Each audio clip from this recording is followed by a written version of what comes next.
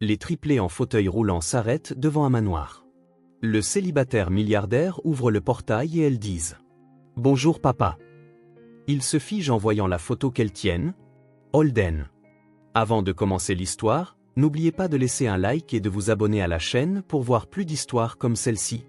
Holden Mercer détestait le bruit de ses propres pas. Il résonnait à travers le manoir vide, comme si l'endroit se moquait de sa solitude. 25 ans, propriétaire d'une fortune qui grossissait chaque trimestre, et pourtant, ses dîners étaient toujours solitaires. Ce lundi-là, la pluie tambourinait contre les immenses fenêtres de son bureau. Holden examinait des contrats avec la même expression qu'il arborait pour presque tout dans la vie, concentré, las, distant et légèrement ennuyé. L'horloge indiquait 15h30 lorsque la sonnette retentit. Il fronça les sourcils. Il n'attendait personne. Son personnel savait que les lundis étaient sacrés, son jour pour travailler sans interruption. La sonnette retentit de nouveau, avec insistance. « J'arrive » cria-t-il, irrité. Il descendit l'escalier de marbre, redressant sa chemise qui s'était froissée après des heures passées assis. Il traversa le hall d'entrée, ses chaussures italiennes martelant un rythme vif sur le sol poli. Il ouvrit la porte d'un geste sec, prêt à congédier n'importe quel vendeur égaré ou livreur. Mais il n'y avait personne à hauteur de ses yeux. Il baissa le regard et son corps tout entier se figea. 3 petites filles, d'environ 5 ans, levaient les yeux vers lui. 3 paires identiques d'yeux marrons, 3 joues parsemées de taches de rousseur, 3 sourires hésitants et 3 fauteuils roulants alignés devant sa porte d'entrée. « Bonjour papa » dit la fillette du milieu, sa voix aiguë et timide brisant le silence. « Papa » Le mot le frappa tel un coup de poing à l'estomac. La fillette de gauche tendit le bras, lui présentant une photographie. Holden regarda l'image et sentit son sang se glacer. C'était lui et Sabine, 7 ans plus tôt. Il avait 20 ans, elle en avait 18, et Sabine était visiblement enceinte, vêtue d'une robe à fleurs, les cheveux attachés en une queue de cheval désordonnée. Le monde sembla tourner autour de lui. Le souvenir explosa dans son esprit, Sabine en larmes, disant qu'il devait parler. Lui, jeune et terrifié, annulant leur rendez-vous, prétextant des réunions importantes. Après cela, elle avait disparu, cessé de répondre à ses appels. Quand il s'était finalement rendu chez elle, la mère de Sabine lui avait dit qu'elle était partie en voyage. 3 semaines plus tard, elle avait mis fin à tout par SMS. Il avait continué sa vie, enfouissant toute culpabilité sous des couches de travail et de succès. « Comment êtes-vous arrivé ici ?» réussit-il enfin à demander, la voix plus chevrotante qu'il ne l'aurait souhaité. « Une voisine nous a amenés » répondit la fillette de droite, qui portait un bandeau rose. « Mais elle est déjà partie. » Holden regarda au-delà du portail. Aucune voiture, aucun adulte en vue. Juste 3 enfants en fauteuil roulant sous la pluie fine qui commençait à tomber. « Notre maman est malade » continua la fillette de gauche, celle qui semblait la plus sérieuse. « Elle a dit que tu pouvais nous aider. » Un coup de tonnerre déchira le ciel, faisant sursauter les fillettes. Celle de droite se mit à pleurer doucement. « Il pleut beaucoup » dit celle du milieu. « On peut entrer ?» Holden regarda de nouveau la photo entre ses mains. Les 3 paires d'yeux en face de lui étaient identiques aux siens. « Entrez » dit-il enfin, ouvrant plus grand la porte. « Il fait froid dehors. » Les fillettes entrèrent, les roues de leur fauteuil laissant des traces humides sur le sol immaculé. « Maman est très malade » reprit celle de gauche. « Elle a de la fièvre depuis 3 jours. »« Et qui s'occupe d'elle maintenant » demanda Holden, toujours sous le choc. « Personne » répondit celle du milieu. « C'est pour ça qu'elle nous a envoyés ici. » Holden regarda son téléphone, envisageant d'appeler son avocat. Cela pouvait être un piège, une sorte d'arnaque. Mais alors, la fillette au bandeau rose cessa de pleurer et le regarda. « Tu ne nous aimes pas ?» La question le désarma complètement. « Je ne connais même pas vos prénoms. »« Je m'appelle Théa » dit celle de gauche. « Je suis Romy » continua celle du milieu. « Et moi, Junie » acheva celle de droite en essuyant ses larmes. « Des triplés. » Il avait des triplés. « Où habite votre mère ?» demanda-t-il en attrapant ses clés de voiture. « Au 157 rue du Chêne » répondit Théa promptement. « Appartement 3. » Holden connaissait l'adresse, un simple complexe résidentiel dans l'ouest de la ville, loin du quartier huppé où se dressait son manoir. « Pouvez-vous » Il hésita, regardant les fauteuils roulants. « Comment êtes-vous venu jusqu'ici » Madame Martha a une camionnette, expliqua Romy. Elle nous a amenés, mais elle a dit qu'elle devait retourner travailler vite. Holden passa une main dans ses cheveux, réfléchissant rapidement. Je vais vous ramener chez vous et voir comment va votre mère. Elle est très mal, dit Junie, sa petite voix remplie d'inquiétude. Elle ne peut même plus se lever. 20 minutes plus tard, après une opération confuse pour charger les 3 fauteuils roulants dans le coffre de sa Mercedes, Holden conduisait en silence à travers la ville. À l'arrière, les fillettes parlaient doucement entre elles. « Quel âge avez-vous » demanda-t-il en regardant dans le rétroviseur. « 5 ans, répondirent-elles à l'unisson. 5 ans. La chronologie correspondait parfaitement. Sabine avait disparu de sa vie près de 6 ans auparavant. « Est-ce que vous allez à l'école » ? Nous étudions à la maison, dit Théa. Maman nous fait la classe. Mais maintenant, elle est trop malade. Ils arrivèrent à l'immeuble, une simple structure de 4 étages sans ascenseur. Holden regarda les escaliers, puis les fillettes. « Comment faites-vous » commença-t-il à demander. « Il y a une rampe à l'arrière, expliqua Romy.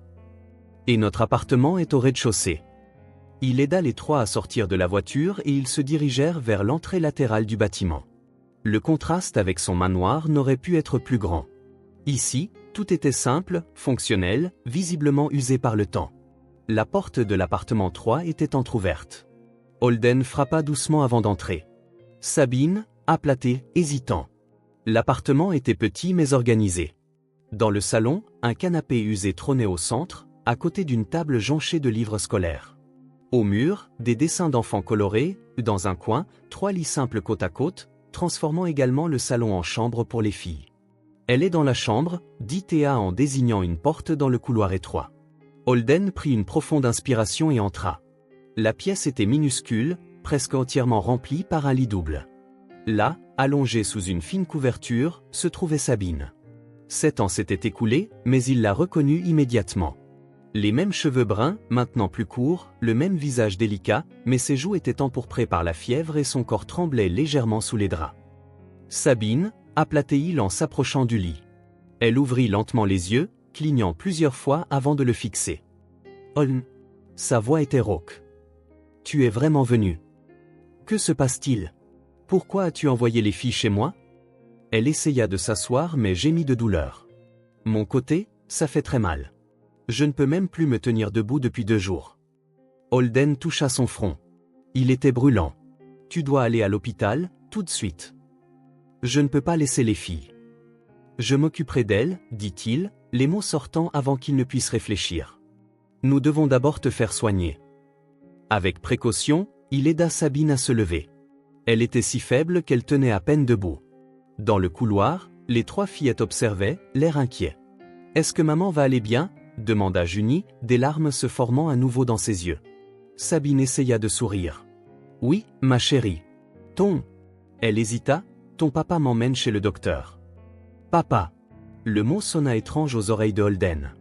Après une autre opération logistique compliquée pour faire entrer tout le monde dans la voiture, ils se dirigèrent vers l'hôpital le plus proche.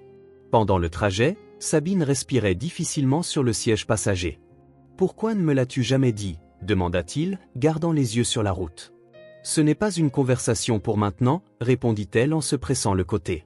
« Pas avec elle qui écoute. » À l'hôpital, les médecins prirent Sabine en charge pour des examens immédiats. Une grave infection rénale, dirent-ils. Elle devait être hospitalisée pour recevoir des antibiotiques par voie intraveineuse. Pendant qu'on l'emmenait dans une chambre, Holden attendit avec les filles dans le hall. Elle dessinait sur un bloc de papier que infirmière aimable leur avait donné. 2 heures plus tard, un médecin l'informa que Sabine était stable mais devrait rester au moins 3 jours pour le traitement. « Puis-je la voir » demanda Holden. Seulement 5 minutes, elle a besoin de repos. Dans la chambre, Sabine semblait moins fiévreuse mais toujours très faible. Quand elle vit Holden entrer seule, ses yeux s'emplirent de larmes. Les filles, elles sont dans la salle d'attente, une infirmière les surveille. Il tira une chaise et s'assit près du lit. « Elles sont à moi, » dit-il, bien que ce ne fût pas vraiment une question. Sabine hocha légèrement la tête. « Pourquoi ne me l'as-tu jamais dit ?» Elle tourna son regard vers la fenêtre. « Tu n'avais pas de patience avec moi. Nous nous disputions tout le temps. Comment aurais-je pu te confier 3 bébés alors que tu m'écoutais à peine ?» Ces mots le frappèrent durement. Il se souvint de comment il était à 20 ans, obsédé par sa carrière naissante, toujours pressée vers la prochaine réunion, le prochain projet. Sabine, à 18 ans, cherchait encore ce qu'elle voulait dans la vie. Elles ont 5 ans, donc tu étais enceinte quand tu as rompu avec moi. Je l'ai découvert 2 semaines avant. J'ai essayé de te le dire, mais tu étais toujours occupé. Holden baissa les yeux, la culpabilité pesant sur ses épaules. Combien de fois avait-il ignoré ses appels, écourté leur conversation? Et pourquoi maintenant? Pourquoi me chercher après tout ce temps? Sabine soupira, épuisée. Je ne l'avais pas prévu. Mais quand j'ai compris que je devrais être hospitalisée, je n'avais personne d'autre que ma voisine, et elle travaille toute la journée. Ma mère est décédée l'année dernière. Holden se souvint vaguement d'avoir entendu cette nouvelle. La mère de Sabine avait été son professeur au lycée. « Peux-tu t'occuper d'elle pour moi ?» demanda-t-elle, sa voix presque un murmure. « Juste jusqu'à ce que j'aille mieux. Je n'ai nulle part ailleurs où les envoyer. » Il regarda Sabine, essayant de digérer tout ce qui s'était passé ces dernières heures. Son monde était sens dessus-dessous. Il hésita. Pourquoi sont-elles en fauteuil roulant? Elles sont nées avec une maladie génétique qui affecte les nerfs de leurs jambes. Elles n'ont jamais marché. Holden sentit une oppression dans sa poitrine. Ses filles.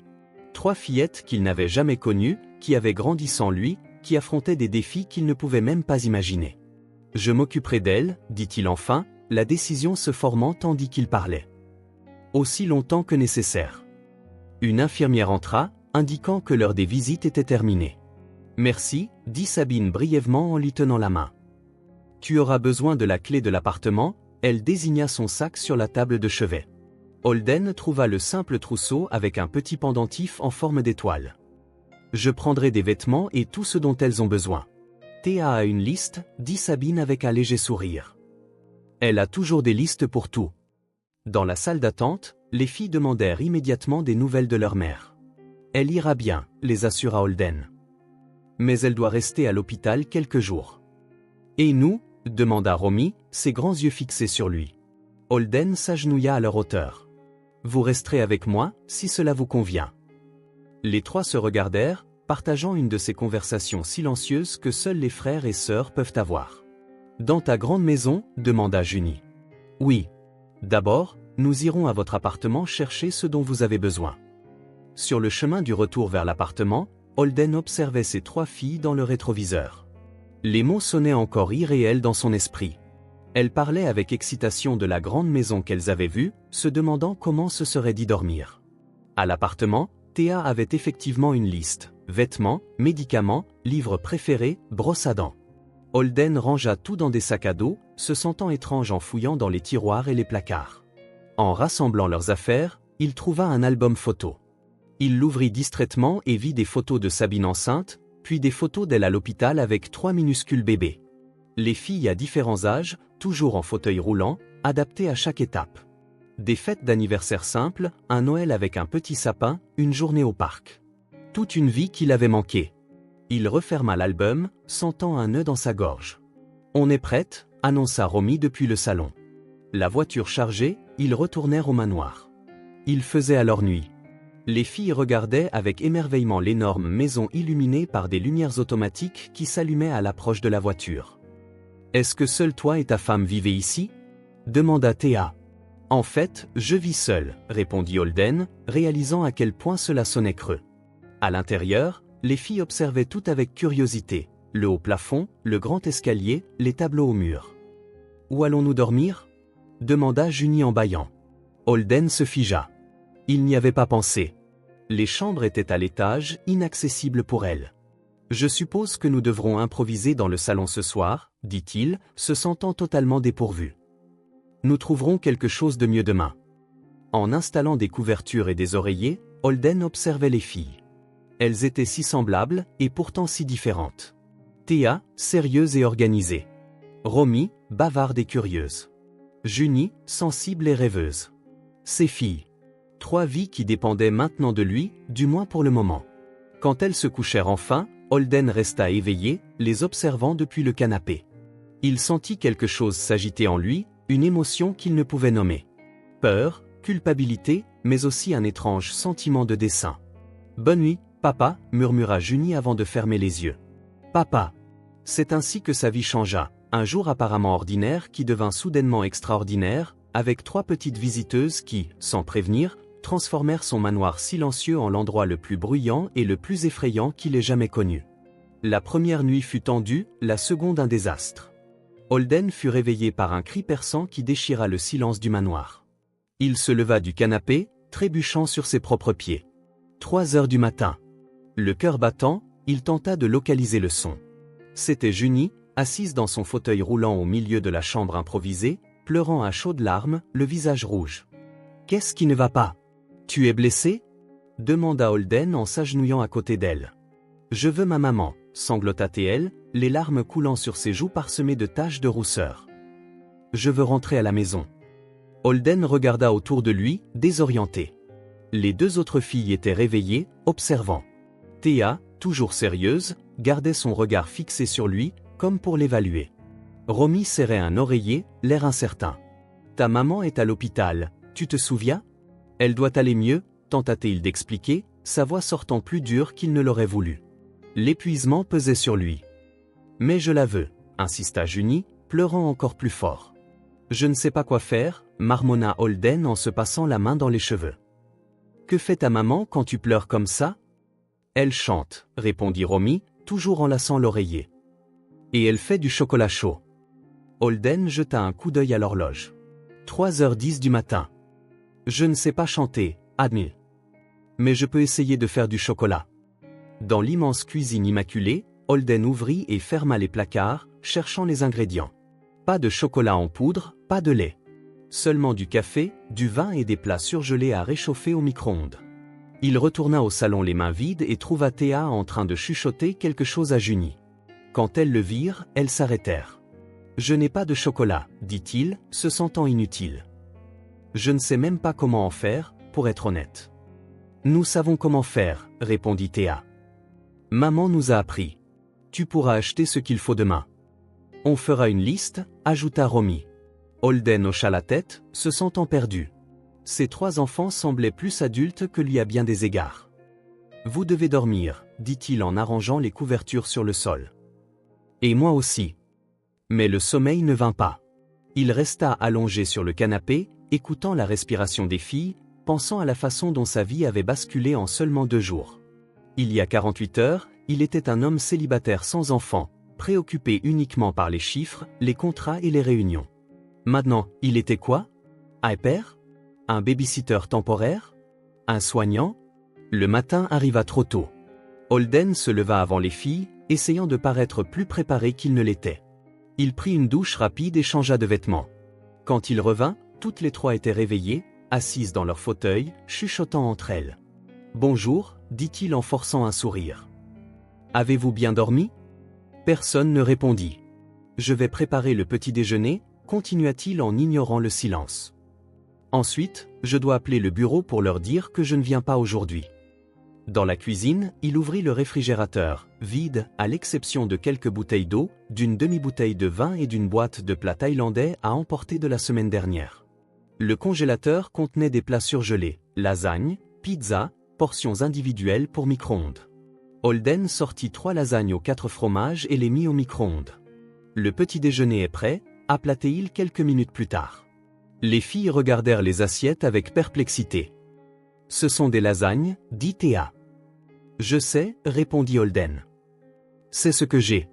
J'irai faire les courses demain. »« Tu n'as pas de céréales » demanda Romy en piquant les lasagnes avec une fourchette. Holden secoua la tête. « Rien que les enfants aiment habituellement. » Elles mangèrent en silence pendant que Holden tapait des messages sur son téléphone, réorganisant son emploi du temps. Il annula 3 réunions, reporta une conférence, délégua des décisions à son équipe. Son assistant répondit par un laconique « urgence familiale ». Famille. Le mot pesait sur son esprit. « Que faites-vous habituellement pendant la journée ?» demanda-t-il en rangeant son téléphone. « On étudie avec maman », répondit Théa. « Puis on joue, on lit des livres. »« Aujourd'hui, c'est jour de maths », ajouta Romy. « On apprend les divisions. » Holden déglutit difficilement. Comment était-il censé leur enseigner? Il ne savait même pas par où commencer. « Avez-vous apporté vos livres ?» « Oui, » répondit Théa. « Ils sont dans nos sacs à dos. » Après le petit déjeuner improvisé, Holden tenta d'organiser une leçon. Il s'assit à la table de la salle à manger avec les trois, ouvrit leur manuel et essaya de comprendre la méthode d'enseignement de Sabine. Mais les filles semblaient distantes. Elles répondaient par monosyllabes, évitaient de le regarder directement. Junie griffonnait au lieu de faire ses exercices. Romy regardait par les fenêtres. Seule Théa essayait de se concentrer, mais elle avait l'air complètement ennuyée. Après une demi-heure de frustration, Holden abandonna. « Je pense que nous devrions faire une pause, dit-il. Voulez-vous regarder la télévision ? Elles hochèrent la tête, soulagées d'arrêter la leçon. Dans le salon, l'immense télévision était entourée de canapés en cuir italien qui coûtaient plus que ce que beaucoup de gens gagnent en un an. Holden mit un dessin animé au hasard et observa les filles. Elles paraissaient trop petites dans ce décor austère, avec des œuvres d'art abstrait coûteuses au mur et des sculptures de designers. Le manoir, autrefois son refuge et le symbole de sa réussite, semblait maintenant froid et inhospitalier. Les vastes pièces, conçues pour impressionner les visiteurs d'affaires, manquaient de toute chaleur. Le grand escalier menant aux chambres de l'étage était une barrière infranchissable pour des fauteuils roulants. Son téléphone sonna. L'hôpital. Monsieur Mercé ? C'est l'infirmière Adams. Madame Miller demande des nouvelles de ses filles. Elles vont bien, répondit Holden en s'éloignant pour que les filles n'entendent pas. Comment va-t-elle ? Elle s'améliore ? La fièvre a baissé et les antibiotiques font effet. Mais elle aura besoin d'au moins 2 jours de plus à l'hôpital. 2 jours de plus. Holden ne savait pas s'il devait se sentir soulagé ou paniqué. Puis-je lui rendre visite aujourd'hui ? Oui, dans l'après-midi, entre 14h et 16h. Après avoir raccroché, il retourna vers les filles. Elles semblaient absorbées par le dessin animé, mais Holden remarqua que Théa le regardait du coin de l'œil. « Votre maman va mieux, leur dit-il. Nous pourrons lui rendre visite plus tard. » Leurs visages s'illuminèrent pour la première fois depuis leur arrivée. « Est-ce qu'on pourra rester avec elle ?» demanda Junie, pleine d'espoir. « Non, elle a encore besoin de se reposer à l'hôpital, » dit-il, se sentant coupable de leur déception. « Mais nous pourrons lui parler. » Le reste de la matinée passa lentement. Holden ne savait pas comment divertir 3 enfants de 5 ans. Il essaya de leur montrer la bibliothèque, les jardins, le home cinéma. Rien de tout cela ne semblait vraiment les intéresser. Pour le déjeuner, il commanda des pizzas. Les filles mangèrent sans grand enthousiasme. « À la maison, on mange à table », commenta Romy. « Avec des serviettes et tout. » Holden sentit ses joues chauffer. Ils déjeunaient dans le salon, devant la télé, les boîtes de pizza sur leurs genoux. « Désolé. Demain, ce sera différent. » Vers 14h, ils se dirigèrent vers l'hôpital. Cette fois, Holden était mieux préparé pour charger les fauteuils roulants dans la voiture. Le trajet fut silencieux, les filles semblant anxieuses de voir leur mère. À l'hôpital, Sabine était assise dans son lit, l'air bien meilleur. Ses yeux s'emplirent de larmes quand elle vit ses filles. Les filles pleurèrent aussi, lui disant combien elles leur manquaient. Holden observa la scène depuis le coin de la pièce, se sentant comme un intrus. « Comment ça se passe ?» demanda Sabine doucement une fois qu'il s'approcha, tandis que les filles regardaient les dessins qu'une infirmière leur avait donnés. « Difficile, » admit Holden en fermant son ordinateur portable avec un soupir. « Je ne connais rien aux enfants. »« Elles ont peur aussi, » dit Sabine. « Tout est nouveau pour elles. » Holden hocha la tête, sans voix.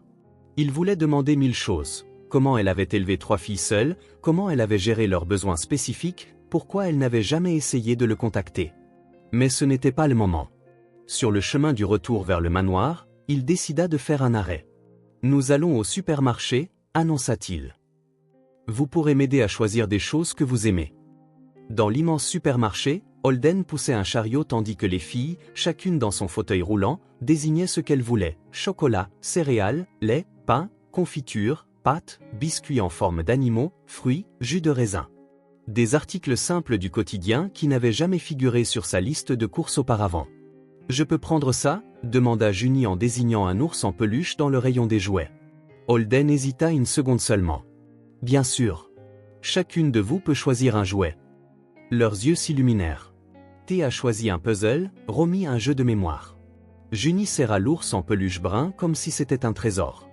À la caisse, Holden ajouta des cahiers, des crayons de couleur et de la pâte à modeler qu'il avait repérés sur une étagère voisine. De retour au manoir, les filles semblaient un peu plus gaies.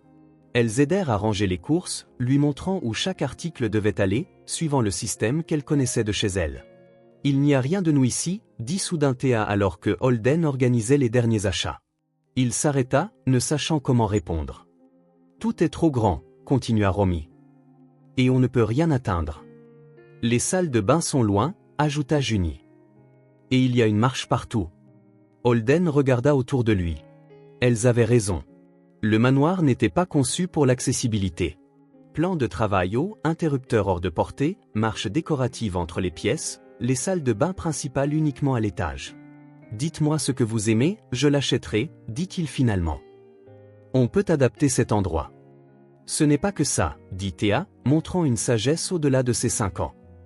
Ça ne ressemble pas à une vraie maison. Holden n'eut aucune réponse à cela. Son manoir n'avait jamais été un foyer. C'était un symbole de statut social, un investissement, un lieu pour impressionner. Il n'y avait pas de souvenirs d'anniversaire, pas de dîner de famille, pas de rire partagé.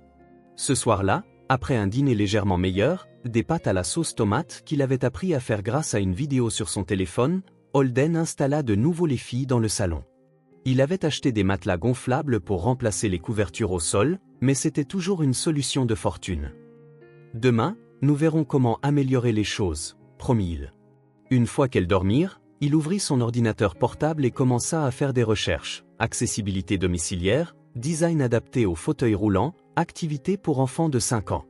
Tout un nouveau monde s'ouvrit à lui. Le lendemain matin, alors que les filles dormaient encore, il partit tôt et revint avec d'autres achats. Un tapis coloré pour le salon, des tasses avec des motifs amusants, des tabourets pour qu'elles puissent atteindre les comptoirs, des crochets plus bas pour les manteaux et les sacs. De petites choses qui pourraient commencer à faire une différence. Quand les filles se réveillèrent, elles furent surprises par les changements. « Regardez, nos noms sont sur ces tasses !» s'exclama Romy en brandissant une tasse violette avec Romy imprimée en lettres vives. Holden avait commandé les tasses personnalisées dans une boutique offrant un service rapide, payant un supplément pour l'urgence. Le petit déjeuner comprenait des céréales, du lait, des fruits et du pain. Les filles mangèrent avec plus d'enthousiasme, assises autour de la table de la cuisine, maintenant adaptée avec des coussins pour qu'elles soient à la bonne hauteur. Après le petit déjeuner, Holden leur demanda de l'aide pour réorganiser le salon, le rendre plus confortable. Ils déplacèrent des meubles, étendirent le nouveau tapis et créèrent un coin pour les devoirs et un autre pour les jouets. « C'est mieux maintenant », dit Junie en serrant son nouvel ours en peluche. Mais quelque chose manquait encore. Holden le sentait à leur regard, à la façon dont elles parlaient surtout entre elles, l'excluant subtilement de leur conversation. Il réalisa que de nouveaux objets seuls ne briseraient pas la glace. C'était plus profond. Cet après-midi-là, à l'hôpital, Sabine remarqua un changement chez les filles. Elles étaient moins anxieuses, décrivant les nouvelles choses dans la maison, montrant des dessins faits avec leurs nouveaux crayons. « Tu essaies ?» commenta Sabine lorsqu'ils eurent un moment seuls. « Je fais de mon mieux », répondit Holden. « Mais je ne suis pas sûr de bien faire. »« Personne ne sait au début », dit-elle avec un léger sourire. « Moi non plus. Quand seras-tu libéré ? » Les médecins disent peut-être demain, si mes analyses continuent de s'améliorer. Holden hocha la tête, ressentant un mélange de soulagement et étonnamment, une pointe de déception. Une partie de lui voulait plus de temps pour bien faire, pour mieux connaître ses filles. De retour au manoir, il prépara un dîner simple. Les filles aidèrent à mettre la table, suivant le rituel qu'elles connaissaient de chez elles. Après le dîner, ils se rassemblèrent dans le salon pour regarder un film. Holden choisit un film d'animation qu'il avait téléchargé sur une famille d'ours. Les filles regardaient attentivement, serrant leurs nouveaux jouets. Au milieu du film, Junie s'approcha de lui sur le canapé. « Je peux m'asseoir ici ?» demanda-t-elle timidement. « Bien sûr », répondit Holden en l'aidant à passer de son fauteuil au canapé. Progressivement, les deux autres les rejoignirent. À la fin du film, toutes les trois étaient sur le canapé avec lui, Junie presque endormie, appuyée contre son bras.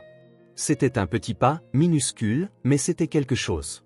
Quand il les installa pour dormir sur les matelas gonflables, Holden remarqua que le salon s'était subtilement transformé. Il ne semblait plus si froid et impersonnel. Il y avait des dessins au mur, des jouets soigneusement rangés dans un coin, 3 tasses colorées dans la cuisine. Malgré cela, en les regardant s'endormir, il savait qu'ils étaient encore des étrangers partageant un toit. La glace restait mince comme le givre du matin. Peut-être faudrait-il plus de temps pour qu'elle fonde complètement. Du temps qu'il n'était pas sûr d'avoir. Holden fut réveillé en sursaut par le bruit de quelque chose qui se brisait. Il sauta du canapé et se précipita dans la cuisine. Junie était par terre, à côté de son fauteuil roulant renversé, des éclats de verre tout autour d'elle. Ses yeux étaient pleins de larmes. « Je suis désolée, murmura-t-elle. Je voulais juste prendre de l'eau. » Holden la souleva avec précaution, vérifiant s'il y avait des coupures. « Ce n'est rien, le verre ça casse. Le fauteuil peut être réparé. L'important, c'est que tu ne sois pas blessé. » C'était le 5e jour depuis l'arrivée des filles. Sabine était sortie de l'hôpital la veille, mais avait encore besoin d'un repos complet. Ils convinrent que les filles resteraient avec Holden encore un moment. 5 jours, et Holden était épuisé. Équilibrer le travail à distance avec 3 enfants était impossible. Il avait manqué 2 réunions importantes parce que Romy avait fait une crise et avait failli perdre un contrat parce qu'il était occupé à comprendre comment laver correctement les cheveux des filles. Après avoir nettoyé les éclats et préparé le petit déjeuner, Holden prit une décision. Il avait besoin d'aide. 2h17 appels téléphoniques plus tard, une agence spécialisée dans la garde d'enfants recommanda Mara Quinn, expérimentée avec les enfants ayant des besoins spécifiques, l'assura la réceptionniste, disponible pour commencer immédiatement. Mara arriva ponctuellement à 14h. Une femme d'une 50aine d'années, cheveux gris courts, yeux vifs et sourire calme. Elle portait un pantalon confortable et un chemisier simple, un cabas usé à la main. « Monsieur Mercé » salua-t-elle d'une poignée de main ferme. « Je suis Mara Quinn. » Holden la conduisit au salon où les filles coloriaient des cahiers d'activités. Toutes les 3 levèrent les yeux, curieuses et méfiantes. « Les filles, voici Mara. Elle va nous aider quelques jours. » Théa fronça les sourcils, Romy se mordit la lèvre, Junie se cacha derrière son cahier de coloriage. « Bonjour les filles, » dit Mara en s'asseyant sur une chaise voisine, gardant une distance respectueuse. « Ces dessins sont magnifiques. » Holden observa avec surprise comment Mara ne forçait pas le contact. Elle ne posa aucune question directe, n'essaya pas de les toucher, n'exigea pas de réponse. Elle resta simplement là, commentant occasionnellement les couleurs qu'elles utilisaient ou suggérant des détails pour leurs dessins. Après une demi-heure, Junie fut la première à céder. « Tu veux colorier aussi ?» demanda-t-elle en offrant un crayon vert. « J'adorais » répondit Mara en acceptant le crayon naturellement, comme si elle avait toujours fait partie du groupe. Le soir venu, Mara avait gagné une petite mesure de la confiance des filles. Elle aida pour les bains, connaissant des astuces pour laver les cheveux sans mettre de shampoing dans les yeux, comment les aider à passer du fauteuil à la baignoire en toute sécurité. Elle prépara le dîner tout en discutant avec elles de leurs livres préférés. Holden observait, se sentant à la fois soulagé et inadéquat. Après avoir couché les filles, Mara trouva Holden dans la cuisine, où il vérifiait ses emails sur son ordinateur portable. « Elles sont charmantes » remarqua-t-elle en se versant du thé.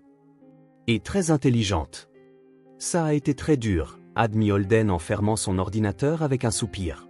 « Je n'avais jamais imaginé être père, encore moins soudainement, avec 3 enfants d'un coup, chacune avec des besoins spécifiques. » Mara s'assit en face de lui, ses mains ridées tenant fermement la tasse. « Vous essayez de gagner leur affection » dit-elle sans détour. Vous leur avez acheté des jouets, des tasses personnalisées, des tapis colorés. C'est bien, cela montre que vous vous souciez d'elles. Mais la présence n'est pas une performance. Holden fronça les sourcils. Que voulez-vous dire ? Les enfants ne sont pas impressionnés par les grands gestes ou les cadeaux coûteux, expliqua Mara. Ils ont besoin de constance. La présence, c'est la répétition. C'est être là la 3e fois qu'elles appellent, tout comme la première. C'est écouter la même histoire pour la 10e fois avec le même intérêt. C'est rester, même quand elles ne sont pas sûres de pouvoir vous faire confiance. Holden réfléchit à ces mots. C'était vrai. Depuis l'arrivée des filles, il alternait entre moments de dévouement total et périodes où il se réfugiait dans son travail, surtout quand il se sentait mal à l'aise ou peu sûr de lui. Comment devenir un bon père ? Je n'ai pas vraiment eu de modèle. Mara sourit. Soyez là. Pas seulement physiquement, mais vraiment là. Prêtez-leur attention. Chaque enfant est un monde à part entière. Découvrez qui elles sont individuellement, pas seulement en tant que triplés. Et si je ne sais pas quoi faire ? Personne ne le sait au début, répondit-elle, faisant écho aux paroles antérieures de Sabine. Mais vous apprenez. Parfois, être simplement présent suffit. Cette nuit-là, après le départ de Mara, qui promit de revenir le matin, Holden s'attarda dans l'espace de couchage improvisé. Il ne fit rien de spécial, s'assit simplement sur le canapé, écoutant leur douce respiration, observant leurs visages endormis. Présence. Quelque chose de si simple et pourtant si difficile.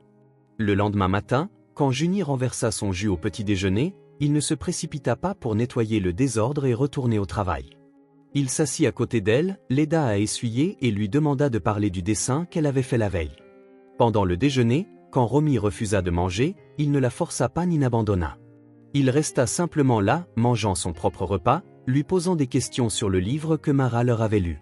L'après-midi, quand Théa fut frustrée par un puzzle, il ne lui proposa pas de le résoudre pour elle. Il s'assit par terre à côté d'elle, silencieusement disponible au cas où elle demanderait de l'aide. Petit moment, sans précipitation, sans grand geste. Juste être présent. Avant le coucher, pendant que Mara nettoyait la cuisine, Holden s'assit entre leurs 3 lits de fortune. « Puis-je vous lire une histoire ?» Junie lui tendit un livre de contes de fées. Holden commença à lire, sa voix initialement tendue, puis plus détendue. À mi-chemin, Romy dormait déjà. À la fin, Théa luttait pour garder les yeux ouverts. « Bonne nuit », murmura-t-il en bordant les couvertures. « Bonne nuit, papa », murmura Junie, presque endormie. « Papa ». Cela sonnait toujours étrange, mais un peu moins impossible. Après une semaine, une routine se mettait en place. Mara arrivait à 8 h du matin et restait jusqu'à 19 h. Holden jonglait entre travail à distance et temps en famille. Les filles semblaient plus installées dans le nouvel environnement. Un samedi matin, pendant que Mara préparait des crêpes dans la cuisine, Holden commença véritablement à voir ses filles, non plus seulement comme un trio d'enfants en fauteuil roulant ou une responsabilité soudaine, mais comme 3 individus distincts. Elles étaient dans le salon, éparpillées sur le tapis coloré qu'il avait acheté. Holden avait acquis quelques jeux éducatifs sur suggestion de Mara. Il s'assit avec elle, mais réalisa bientôt qu'il n'était qu'un observateur. Théa alignait des pièces de domino en rangées précises. Elle ne souriait pas, ne parlait pas, calculait simplement. Ses yeux parcouraient le jeu comme si elle résolvait une équation complexe. Quand Romy tenta de prendre une de ces pièces, Théa leva simplement la main. « Non », dit-elle calmement.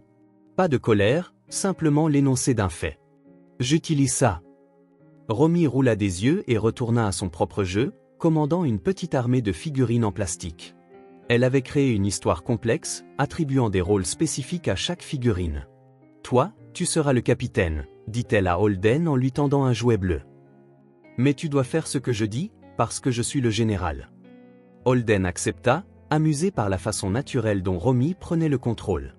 Elle parlait fort, gesticulait de manière dramatique et changeait constamment les règles pour que le jeu se déroule exactement comme elle le voulait. « Non, pas comme ça », protesta-t-elle quand il déplaça la figurine de la mauvaise façon. « Tu dois aller par là, c'est là que se trouve le trésor secret. » Pendant ce temps, Junie avait abandonné ses cubes de construction pour danser avec une écharpe colorée que Mara avait apportée.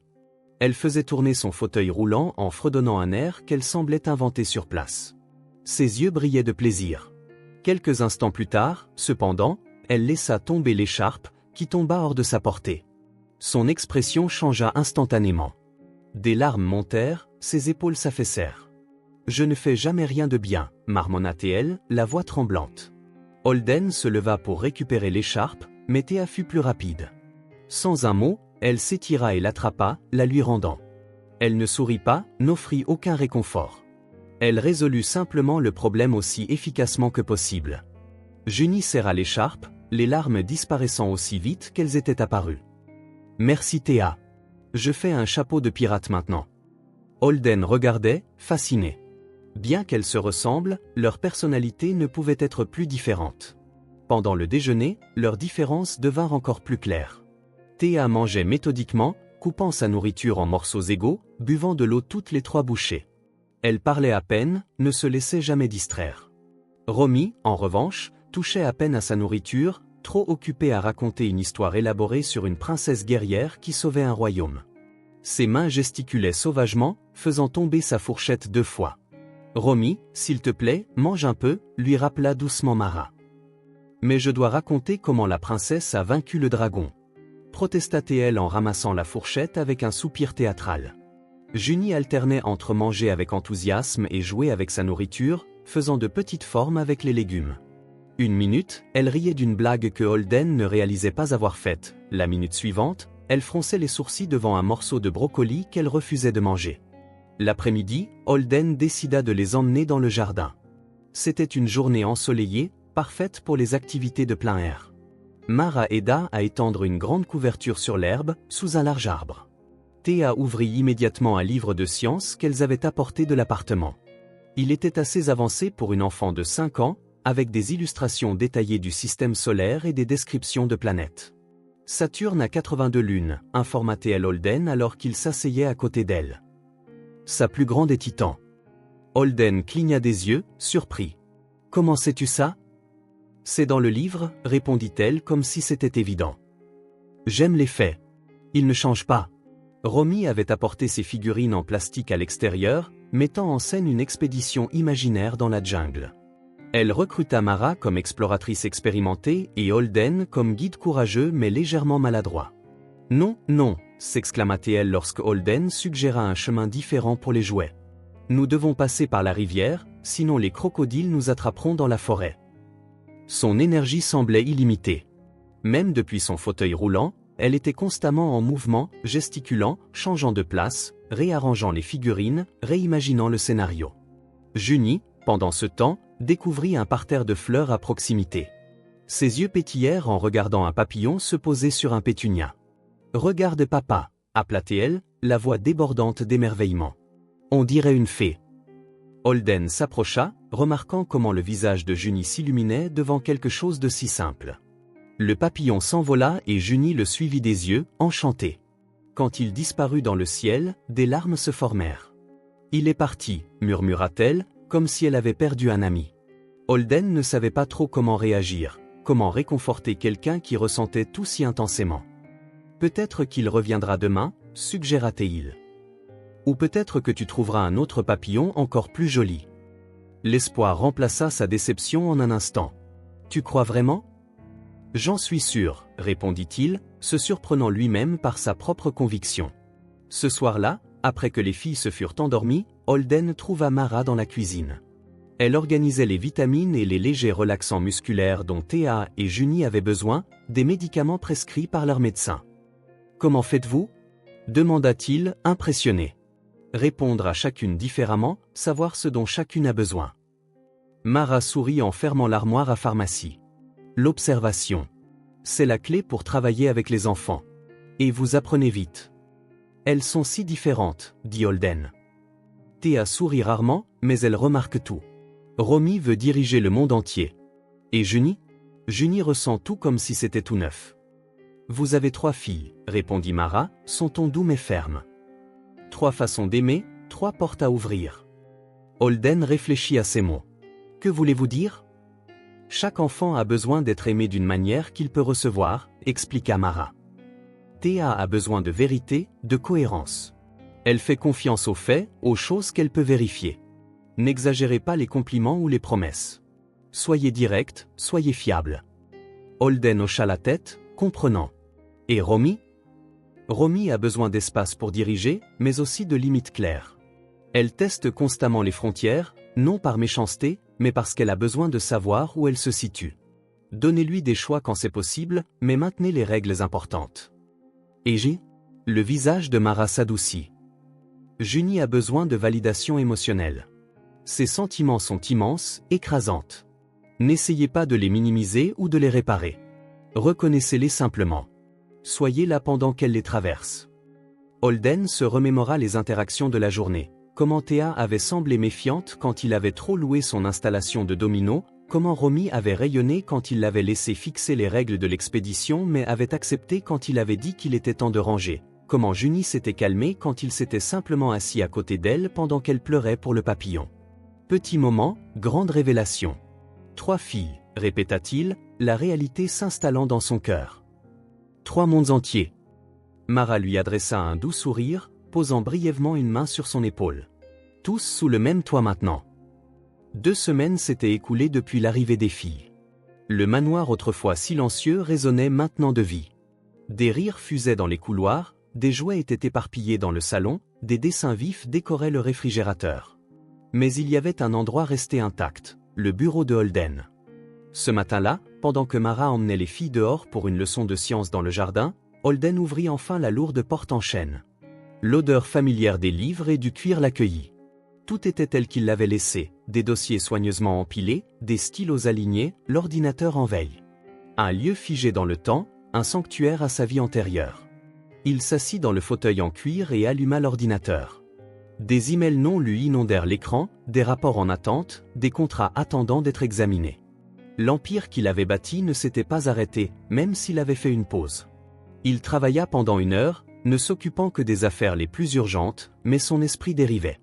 Même la porte fermée, il pouvait entendre les rires lointains des filles à l'extérieur. Il se surprit à sourire au ton autoritaire de Romy qui résonnait à travers le jardin. Puis, en cherchant une agrafeuse dans le tiroir du bas, ses doigts effleurèrent quelque chose d'inattendu, une petite boîte en bois sombre qu'il ne se souvenait pas avoir placée là. Il fronça les sourcils en la sortant. Une vieille boîte à cigares qu'il avait reçue d'un client des années auparavant. Il n'avait jamais fumé, mais pour une raison quelconque, il avait gardé la boîte. En l'ouvrant, son cœur s'emballa. Des photographies. Anciennes, imprimées sur du papier d'avant que tout ne devienne numérique et ne passe dans le cloud. La première montrait un Holden plus jeune, à 20 ans, les cheveux un peu plus longs, souriant d'une manière qu'il n'avait plus eue depuis des années. À côté de lui, Sabine, à 18 ans, avec de longs cheveux noirs, vêtue d'une simple robe bleue, le regardant avec un mélange d'adoration et d'amusement. La date au dos, il y a 7 ans. Il parcourut lentement les images, lui et Sabine dans un parc, dans un petit café où ils étudiaient ensemble, à sa remise de diplôme du lycée, à la fête d'un ami. Des bribes d'une histoire qui semblait appartenir à quelqu'un d'autre. La dernière photo lui tordit l'estomac. Sabine seule, assise sur un banc de parc, regardant l'objectif avec un sourire triste. Il se souvint de ce jour-là. Ils s'étaient disputés plus tôt, à propos de quoi, il ne s'en souvenait plus. Quelque chose d'anodin qui avait semblé important à l'époque. Elle s'était éloignée. Il l'avait suivie, essayant de s'excuser. Elle avait autorisé la photo comme un geste de réconciliation. 1 semaine plus tard, elle découvrirait qu'elle était enceinte. 2 semaines après, elle essaierait de le lui dire. 3 semaines plus tard, elle disparaîtrait. Il retourna la photo. Au dos, l'écriture délicate de Sabine, « Nous nous sommes perdus dans un chaos que nous ne savions pas nommer ». Holden fixa la phrase longuement. C'était vrai. À 20 ans, ambitieux et impatient, il avait son chemin tout tracé. Un MBA, une carrière dans la finance, sa propre entreprise avant 30 ans. Un plan parfait. Sabine, fraîchement sortie du lycée, cherchait encore sa voie. Elle aimait l'art, mais aussi la biologie. Elle voulait voyager, voir le monde avant de se décider.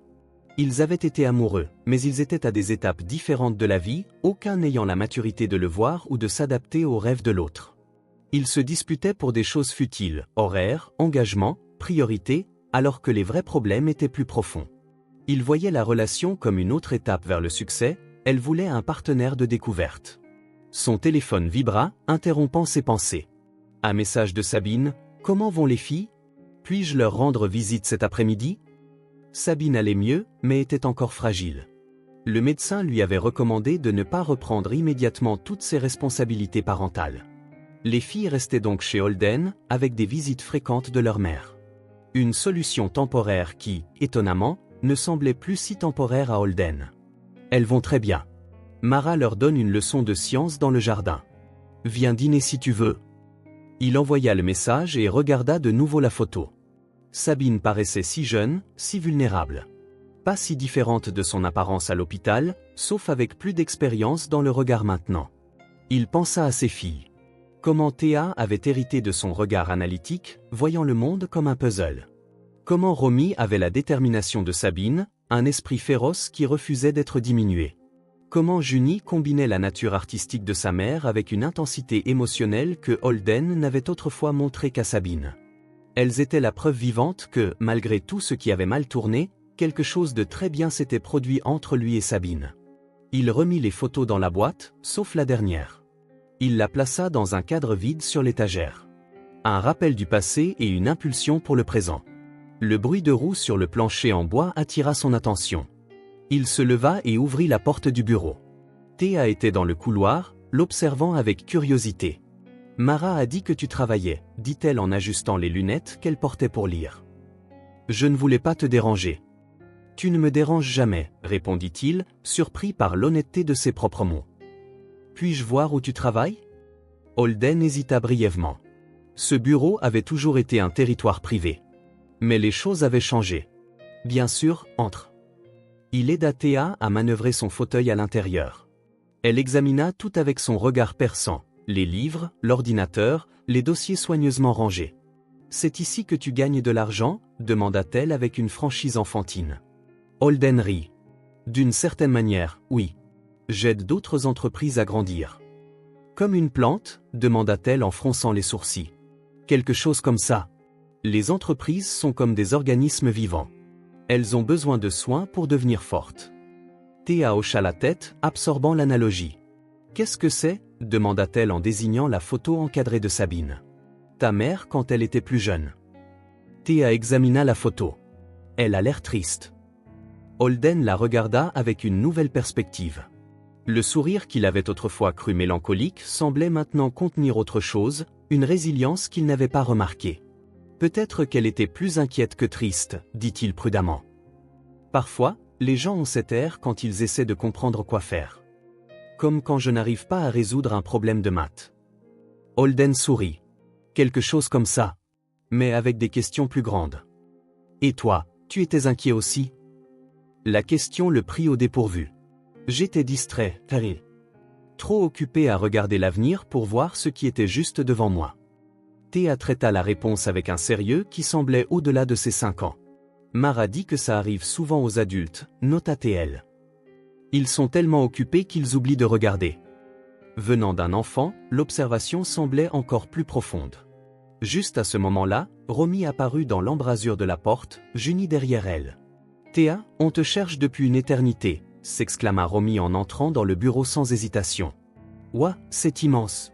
C'est comme ton château secret, papa ?» « Quelque chose comme ça, » répondit-il avec un sourire. Junie entra la dernière, ses yeux immédiatement attirés par la photo encadrée.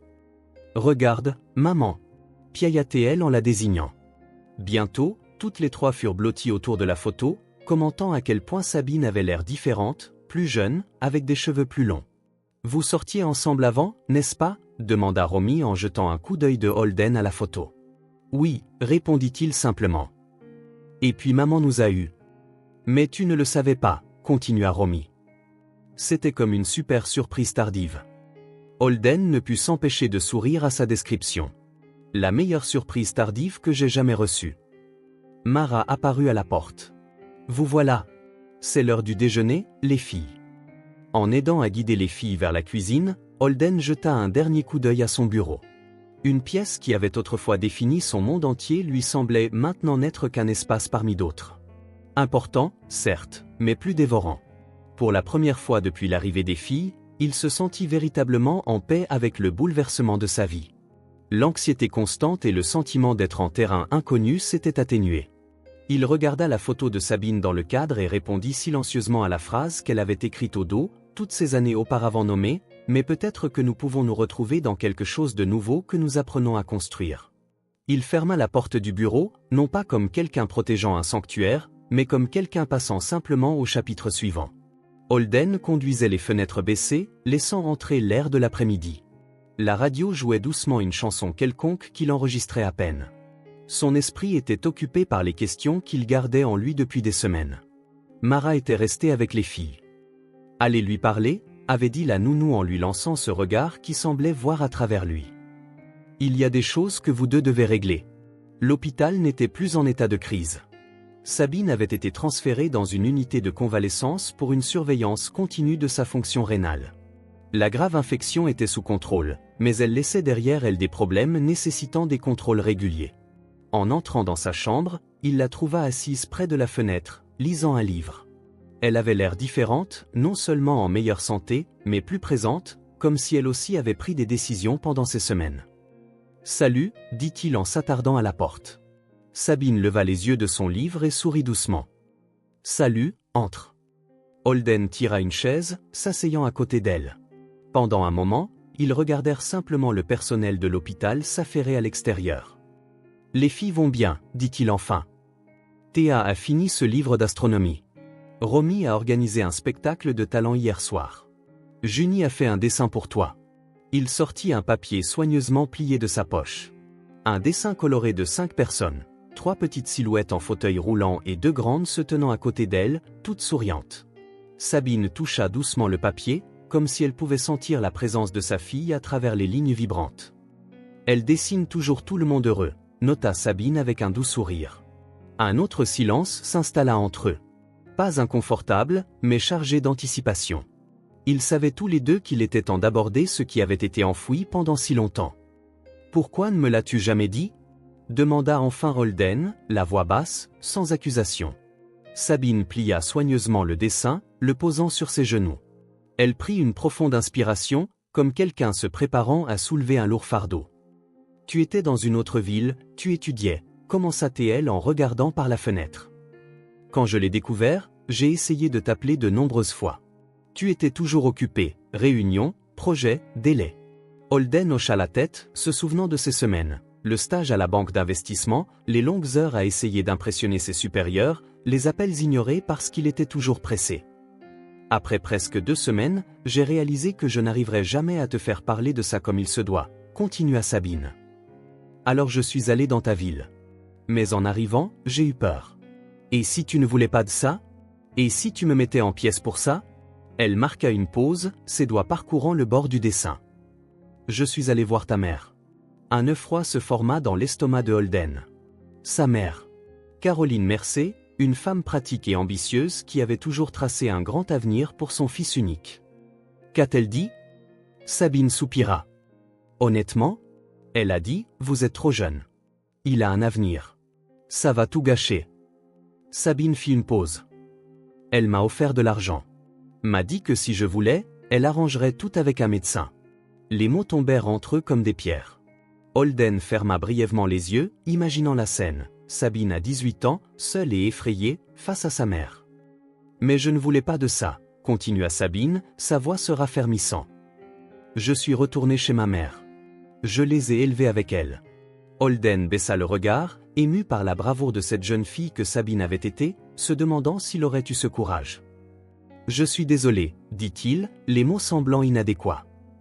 Ce n'est pas ta faute, répondit-elle. Tu ne savais pas. Et moi, j'avais ma fierté. Après ce que ta mère a dit, j'ai décidé que je ne forcerais rien. Si tu ne pouvais pas être là volontairement, je n'allais pas te forcer. Ma mère ne m'a jamais rien dit. Je lui ai demandé de ne pas le faire. J'ai dit que je m'en occuperais à ma façon. Holden pensa à sa mère, à qui il parlait à peine quelques fois par an de sujets superficiels. Il sentit une colère froide, mais la réprima. Ce serait une autre conversation, une autre fois. Après un long silence, il rassembla le courage de poser la question qu'il redoutait depuis le premier jour. Et pourquoi sont-elles en fauteuil roulant? Sabine le regarda directement pour la première fois depuis qu'ils avaient commencé à parler. Ses yeux ne contenaient aucun ressentiment, seulement une calme acceptation née du temps. Elles sont nées comme ça, dit-elle doucement mais fermement. Une maladie génétique. Nous ne le savions pas à l'avance. Elle fit une pause, revivant le souvenir. Ce fut un choc, oui. Le médecin a expliqué que c'était un syndrome rare affectant les nerfs qui contrôlent leurs jambes. Ma grossesse était déjà à haut risque, avec des triplés, et elles étaient prématurées. Holden écouta en silence, imaginant Sabine affrontant tout cela seule. Mais ma mère et moi avons décidé qu'elle vivrait bien, continua-t-elle, la voix résolue. Avec difficulté, mais avec dignité. Elles n'ont jamais marché, mais elles ont toujours couru, à leur manière. Quelque chose dans cette phrase émut profondément Holden. Il se souvint comment les filles manœuvraient à travers la maison, rapides et confiantes dans leur fauteuil, comment elles transformaient les obstacles en jeu, comment elles voyaient le monde avec une curiosité insatiable. « Tu as fait un travail incroyable avec elles, » dit-il, les mots venant du cœur. Sabine sourit, un vrai sourire cette fois. « Merci. Mais ce n'était pas que moi. Elles sont spéciales par nature. Et ma mère a aidé, jusqu'à ce qu'elle décède. Après ça, les choses sont devenues plus difficiles. Pourquoi ne m'as-tu pas contacté avant? Fierté, peut-être. Ou peur. Ou croire que nous étions mieux ainsi. Elle haussa les épaules. Mais quand je suis tombé malade et que j'ai réalisé que je n'avais personne d'autre, j'ai dû ravaler tout ça. Holden réfléchit aux étranges rouages du destin. Si Sabine n'était pas tombée malade, il n'aurait peut-être jamais rencontré ses filles. Elles sont extraordinaires, dit-il, réalisant à quel point c'était vrai. N'est-ce pas? Le visage de Sabine s'illumina. Théa lit déjà mieux que beaucoup d'adultes. Romy a un leadership naturel qui l'emmènera loin. Et Junie? Junie ressent le monde d'une manière qui me coupe parfois le souffle. Ils se turent de nouveau, mais le silence semblait différent maintenant, non pas chargé de questions non posées, mais d'une compréhension mutuelle croissante. Tout ça est si difficile, admit enfin Holden, la voix basse. Je ne savais rien de la paternité, encore moins de 3 enfants d'un coup, chacune avec des besoins spécifiques. Sabine hocha la tête avec sympathie. Je ne suis pas surprise. J'ai eu 9 mois pour me préparer, et c'était quand même un choc. Tu as eu 5 minutes. Mais j'essaie, ajouta-t-il rapidement. J'ai engagé Mara. J'adapte la maison. J'apprends à les connaître. Je sais, dit Sabine. Elles me le disent. Elles ont dit que tu avais acheté des tasses avec leur nom, laissé Junie peindre les murs de la salle de bain avec de la peinture lavable, et aidé Romy à construire un fort dans le salon. Holden sentit son visage chauffer. Ces petits gestes signifiaient clairement beaucoup. Alors continue, l'encouragea Sabine. Montre-leur que tu tiens à elles. Fais des choses avec elles. Reste. Reste. Le mot résonna dans l'esprit de Holden. Pas seulement physiquement, mais véritablement engagé. Quelque chose qu'il n'avait pas été capable de faire à 20 ans. Je sors demain, continua Sabine. Mais le médecin dit que je dois éviter les activités intenses pendant encore quelques semaines. J'ai encore besoin de repos. Holden hocha la tête, comprenant ce qu'elle ne disait pas.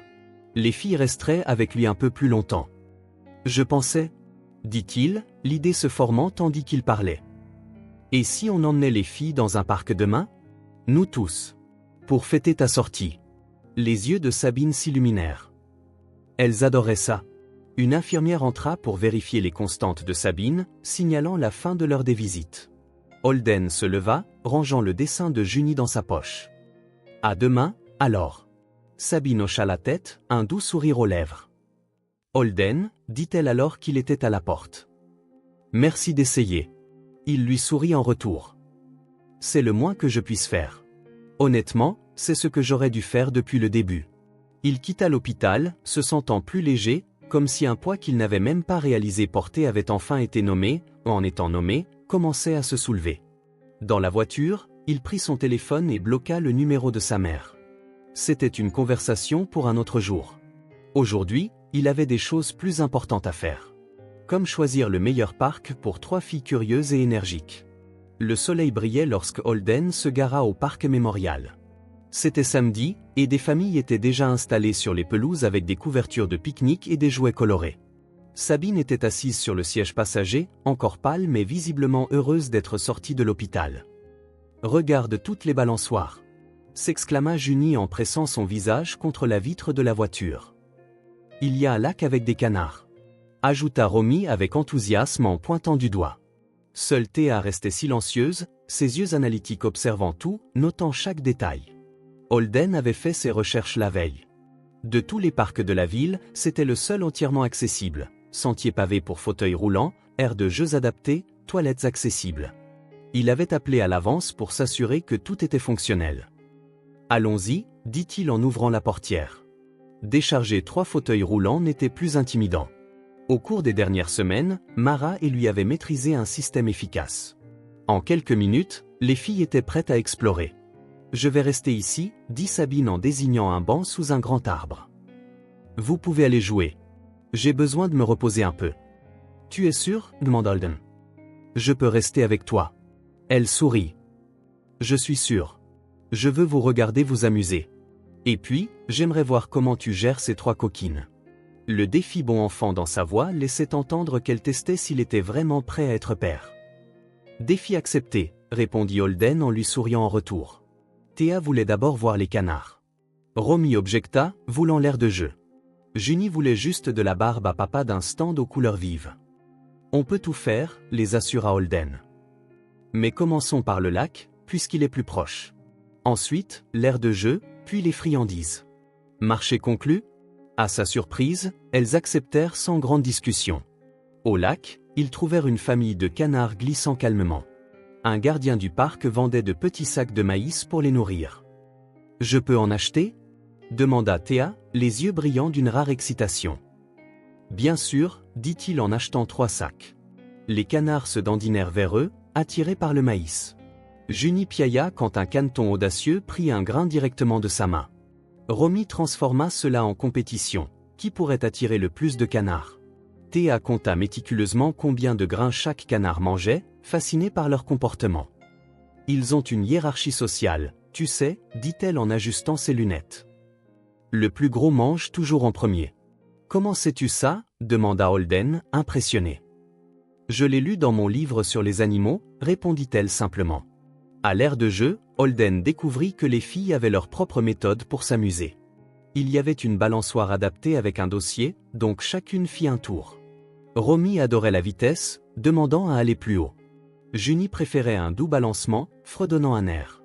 Théa observait le mouvement avec un intérêt scientifique, commentant les pendules et la gravité. Le manège accessible permettait aux trois de monter ensemble. Holden se tenait à proximité, s'assurant qu'elles étaient en sécurité, mais les laissant savourer leur indépendance. « Plus vite !» criait Romy à chaque tour. « Regarde papa, je vole !» s'exclama Junie en levant les bras. Théa souriait simplement, un sourire rare et précieux que Holden apprenait à chérir. Vers midi, ils s'installèrent à une table de pique-nique sous un grand arbre, près de Sabine. Holden avait emporté des sandwichs, du jus de fruits et des biscuits aux pépites de chocolat que Mara et lui avait préparés la veille. « C'est toi qui les as faits ?» demanda Sabine, surprise, alors qu'il déballait les sandwichs soigneusement coupés. Avec un peu d'aide, admille. Il a cassé 2 œufs par terre avant de les mettre dans le bol, dit Romy en riant. Et il a mis trop de sel dans la première fournée, ajouta Théa. Mais ils sont bons maintenant, dit Junie, grignotant déjà un biscuit. Holden réalisa qu'il ne se souciait pas qu'elle révèle ses échecs culinaires. Il y avait quelque chose de libérateur à montrer ses imperfections, qu'il essayait, même quand il ratait. Après le déjeuner, ils se promenèrent ou roulèrent dans le parc. Ils s'arrêtèrent pour écouter un groupe de jazz jouant dans un petit kiosque. Junie dodelinait de la tête au rythme, Romy essayait d'identifier les instruments, Théa observait les doigts du saxophoniste, fasciné par la mécanique. En fin d'après-midi, Holden remarqua que Sabine avait l'air fatiguée, bien qu'elle insistât sur le fait qu'elle allait bien. « C'était une journée parfaite, dit-elle sur le chemin du retour, la voix basse pour ne pas réveiller Junie qui s'était assoupie à l'arrière. « Oui, ça l'était, acquiesça Holden, réalisant que c'était vrai. De retour au manoir, Mara les accueillit avec du chocolat chaud. Après avoir aidé Sabine à s'installer dans une chambre d'amis au rez-de-chaussée, qu'il avait adaptée pour elle, Holden retourna au salon où les filles racontaient avec enthousiasme leur journée à Mara. « On dirait que vous vous êtes bien amusés, commenta Mara en souriant à leur enthousiasme. « C'était la meilleure journée, déclara Romy en levant les bras de manière dramatique. C'est alors que Holden eut une idée. Et si on campait tous ici, dans le salon, ce soir? Comme une soirée pyjama. 3 paires d'yeux s'écarquillèrent. Un vrai camping? Demanda Junie, maintenant complètement réveillée. Enfin, presque vrai, précisa Holden. On va construire des forts en couverture, raconter des histoires et manger des guimauves. Je n'ai jamais campé avant, dit Théa, une rare note d'excitation dans sa voix habituellement composée. Je sais, dit Holden, ressentant un pincement en réalisant combien de premières fois il avait manqué. C'est pourquoi nous devons bien faire ça. Après le départ de Mara, qui promit de revenir le matin, le salon du manoir se transforma. Holden poussa les canapés de côté pour faire un grand espace central. Il descendit des matelas, des oreillers et des couvertures. Avec l'aide des filles, il drapa des draps sur les chaises et les poignées de porte pour créer un réseau de petites tentes blanches. Sabine apparut dans l'embrasure de la porte, s'appuyant sur une canne, observant avec un sourire. « Puis-je me joindre à vous ?» demanda-t-elle. « Maman !» piailla Junie. « Viens voir mon fort. » La nuit tomba avec des histoires. Holden découvrit que Romy adorait les récits d'aventure avec des princesses guerrières, Théa préférait les histoires d'exploration spatiale et Junie voulait des histoires magiques avec des fins heureuses. Sabine raconta comment elle campait avec son père quand elle était enfant, avant qu'il ne décède. Holden partagea comment il s'était perdu lors d'une sortie scolaire et avait découvert un ruisseau secret dans les bois. Les guimauves furent grillées, ou plutôt doucement réchauffées, sur un minuscule feu improvisé avec des guirlandes lumineuses sous un cercle de pierre que Holden avait apporté du jardin. Ce n'était pas un vrai feu, mais pour les filles, cela semblait magique. À 22h, bien après leur heure de coucher habituelle, Holden remarqua Junie s'assoupissant sur les genoux de Sabine. Théa luttait contre le sommeil, clignant lourdement des yeux alors qu'elle essayait d'expliquer pourquoi les étoiles scintillent. Romy était toujours animée mais bâillait plus fréquemment. Il est temps de dormir, les aventurières, annonça Holden en aidant chaque fille à rejoindre son matelas gonflable. Tu restes ici aussi? Demanda Romy, déjà allongée. Oui, dit-il en désignant son propre matelas installé entre les leurs. Sabine embrassa chaque fille bonne nuit et retourna dans sa chambre, jetant un dernier regard sur la scène. Holden bordant les couvertures, vérifiant qu'elles étaient confortables, répondant patiemment à la dernière question de Théa sur pourquoi le ciel est bleu. Une fois qu'il se coucha enfin, Holden sentit une petite main agripper la sienne. C'était Junie, qui s'était momentanément réveillée. « Bonne nuit, papa » murmura-t-elle en se rendormant. « Bonne nuit, princesse » chuchota-t-il, sa voix douce dans l'obscurité. De l'autre côté, Théa ajusta ses lunettes une dernière fois avant de les poser soigneusement à côté de son matelas. « On pourra étudier les constellations demain » demanda-t-elle. « Bien sûr, promit Holden. »« Et on pourra refaire un campement » demanda Romy, sa voix déjà dérivant.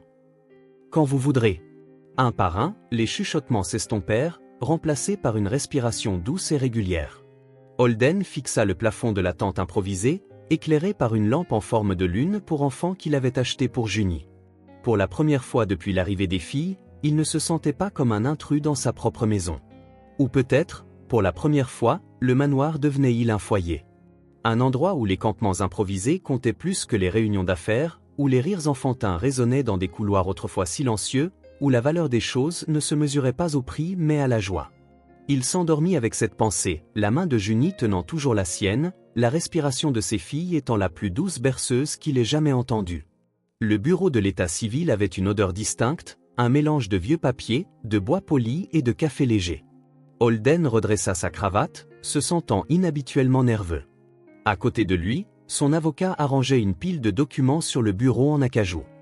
« Tout est en ordre, monsieur Mercé, dit-il en séparant 3 jeux de papier. Une fois que vous aurez signé, ce sera officiel. » Holden regarda les documents, certificat de paternité, reconnaissance.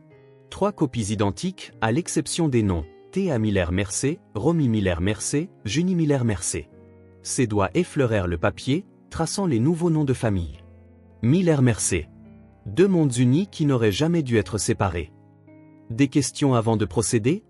Demanda l'avocat, interprétant son hésitation comme un doute. Non, répondit fermement Holden. Aucun doute. Il signa les 3 documents avec le même stylo en argent qu'il utilisait pour conclure des affaires de plusieurs millions de dollars. Mais cette fois, il n'achetait pas une entreprise ni ne scellait un contrat. Il officialisait ce que son cœur savait déjà. Ces 3 filles étaient ses filles, non seulement biologiquement, mais dans tous les sens du terme. En quittant le bureau, il se sentit plus léger, comme s'il avait enfin corrigé un mauvais virage sur le chemin de sa vie. Dans la voiture, il appela Sabine.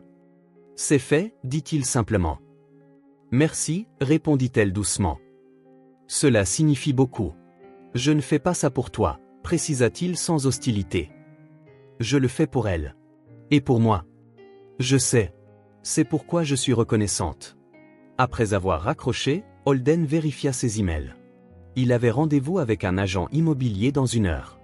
Au cours des derniers jours, il avait visité des dizaines de maisons, mais aucune ne répondait aux exigences spécifiques qu'il avait en tête. L'agente, Hélène Warren, l'attendait devant une propriété en périphérie de la ville. Une femme très efficace qui comprenait ce dont il avait besoin, même quand il avait du mal à l'articuler. « Monsieur Mercé » salua-t-elle en lui serrant la main. « Je crois que j'ai trouvé l'endroit parfait. » Holden regarda la maison devant lui, moderne, de plain-pied, lignes épurées, grandes fenêtres, entourée d'un vaste jardin avec des arbres matures offrant beaucoup d'ombre. « Entièrement accessible, dit Hélène alors qu'il montait l'entrée sans marche. Elle a été construite par un architecte pour ses parents âgés. Malheureusement, ils sont décédés avant d'emménager et il a décidé de vendre. » En entrant, Holden sut instantanément que c'était la maison. Large couloir, porte généreuse, aucune marche ni sol inégal nulle part. La cuisine avait des plans de travail à 2 hauteurs différentes. Les salles de bain étaient grandes, avec des barres d'appui et des douches à l'italienne. Les fenêtres étaient assez basses pour que quelqu'un assis puisse profiter de la vue. Les interrupteurs sont également à des hauteurs accessibles, souligna Hélène. Et toutes les prises sont à au moins 40 cm du sol. L'architecte avait pensé à tout, Non pas comme des ajouts après coup, mais comme un design intégré. La maison n'avait pas l'air adaptée, elle avait simplement l'air fonctionnelle et belle. Il y a 5 chambres, continua Hélène. Tout au rez-de-chaussée, bien sûr. Et le jardin? Le jardin était le point culminant, grand et plat, avec de larges allées pavées adaptées aux fauteuils roulants, une petite fontaine au centre, un kiosque couvert et suffisamment d'espace pour un potager, une aire de jeu, peut-être même une piscine un jour. C'est parfait, dit Holden, la coupant. Mais je ne vous ai même pas encore montré? Pas la peine. C'est ça. Combien demande-t-il? Elle nomma un chiffre bien au-dessus du budget qu'il avait initialement mentionné. Il ne s'y a pas. Offrez 10% de plus. Je veux conclure aujourd'hui. Les yeux d'Hélène s'écarquillèrent, mais elle hocha la tête, composant déjà un numéro sur son téléphone. Et Hélène, ajouta-t-il. J'ai besoin d'une clause d'occupation immédiate. Je paierai comptant. Sur le chemin du retour vers son bureau, Holden appela son assistant, Jake.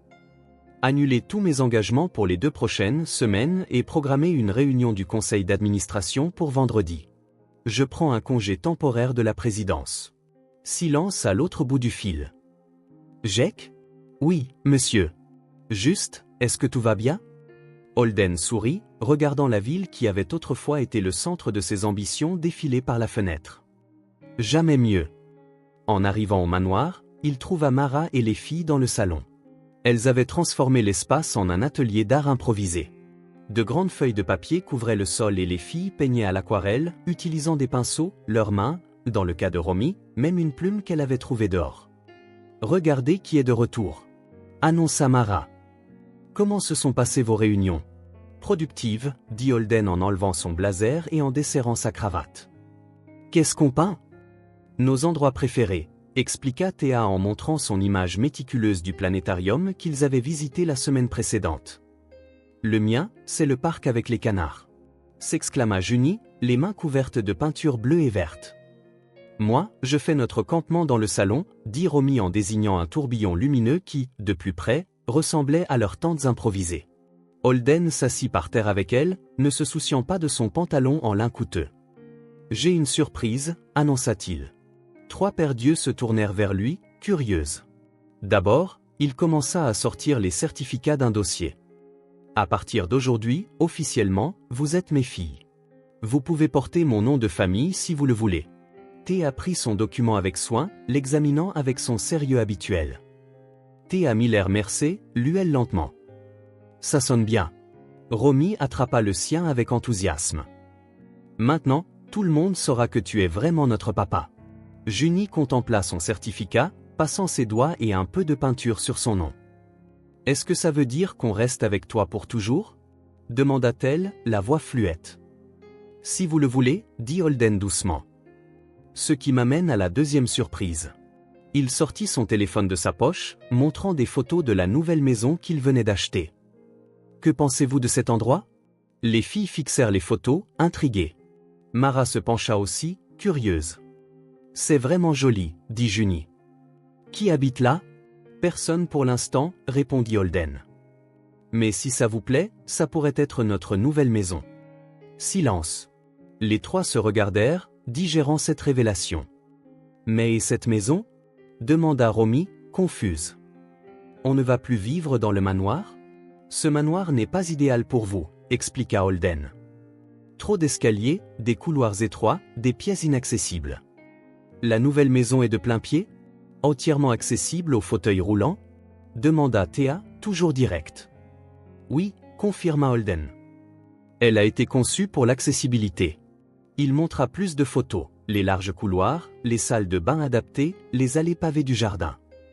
Vous pourrez vous déplacer sans toutes ces solutions improvisées. Les filles étudièrent les photos avec une excitation croissante, surtout le jardin. Y a-t-il de la place pour planter des fleurs? Demanda Junie. Toute la place que tu veux. On pourra monter une vraie tente dehors? Demanda Romy. Absolument.